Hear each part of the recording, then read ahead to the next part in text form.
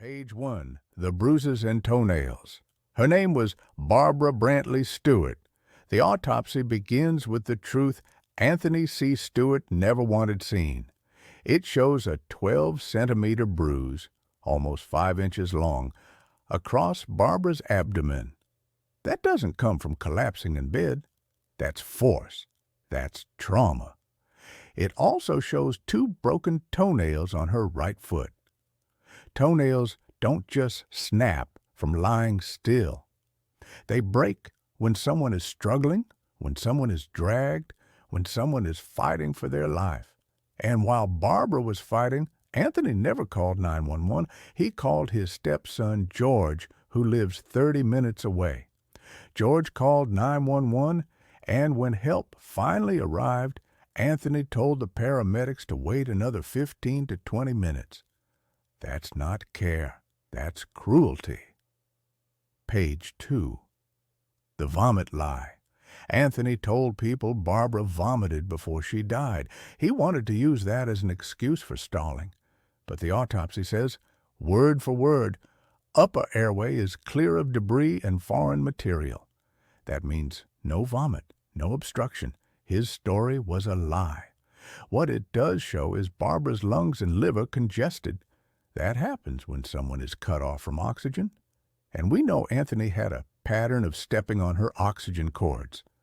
Her heart showed long-term disease, yes, but no fresh heart attack, no clot, nothing to explain sudden death. So what does that mean? The bruises, the broken toenails, the delay, the lies. It all points to one truth. Barbara did not die peacefully. She died fighting. Page 3. The page they don't want you to see. This page tries to sound like there's nothing to see, but if you read it, it's all there. Her brain and spine, clear, no stroke, no bleed. Her lungs, kidneys, spleen, congested, starved of oxygen. Her heart, sick, yes, but no sudden event. So what stopped Barbara Brantley Stewart that night? It wasn't natural disease, it was something else, something done to her. And when you add it up, the bruise, the broken toenails, the delay, the lies, the only thing that makes sense is foul play. Page 4. Oxygen starvation in black and white.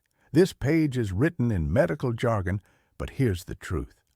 Barbara's kidney showed sudden damage from lack of oxygen. Her lungs were severely congested, even with tiny clots, signs of suffocation. Her liver was congested like someone gasping for breath. Her heart had old disease, but nothing sudden to kill her in that moment. And while her organs showed the fight, Anthony stalled. He stalled the call to 911. He stalled the paramedics at the door. This wasn't natural death. This was Barbara's body being deprived of oxygen. This was cruelty written in her organs. Page 5. The number that haunts her story. And then comes the number. 350 milligrams per 100 grams of methanol. That's not wine. That's not liquor. That's poison. Just in case Anthony wants to say she was an alcoholic to add to his lies. If she had been drinking, the test would have shown ethanol. The alcohol in beer, wine, liquor, it showed none, not a drop. Instead, it showed pure methanol, the same chemical in windshield washer fluid and antifreeze, a poison that blinds, destroys organs, and stops the heart. And when Chicago Area Autopsy tried to dismiss it with formalin fixation, that excuse doesn't hold up. Formalin contamination doesn't create 350 milligrams, 100 grams. That's nearly 9 times the toxic limit. And the toxicology wasn't just run once.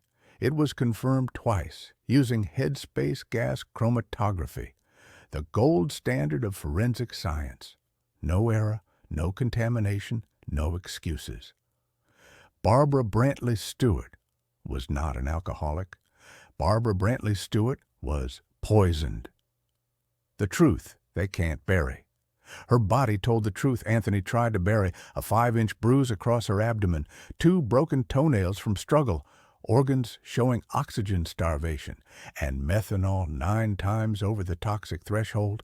This wasn't natural. This wasn't peaceful. This wasn't illness. This was murder hiding in plain sight. Barbara Brantley Stewart deserved love. She deserved dignity. She deserved justice. Anthony C. Stewart gave her neglect, lies, and poison. But her voice lives in these pages. Her body speaks louder than his lies. Whatever's done in the dark will eventually come to the light. In fact, I fixed her last nail that she vomited up because she had to have take her last pills in the evening with food. So that's why she had the cereal with the blueberries and the almond milk. Yep. Mm-hmm. You got the autopsy report? No, it's not back yet. They're going to send you a copy too. They're going to send us both a copy. Oh, okay. Yeah, they just gave a verbal cause of death was the congested heart failure.